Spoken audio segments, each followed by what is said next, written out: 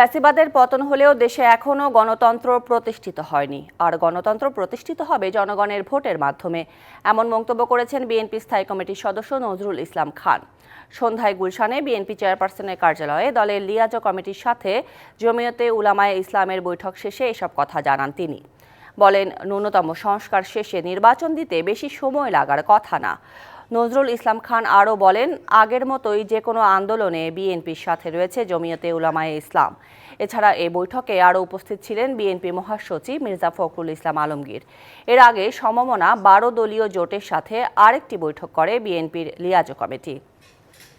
জনগণের ভোটের মাধ্যমে অবাধ, সুষ্ঠু, নিরপেক্ষ এবং অংশগ্রহণমূলক একটা নির্বাচনের মাধ্যমে দেশে গণতন্ত্র পুনঃপ্রতিষ্ঠা হবে ইনশাআল্লাহ।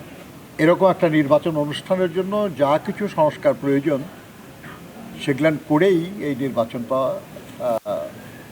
হবে।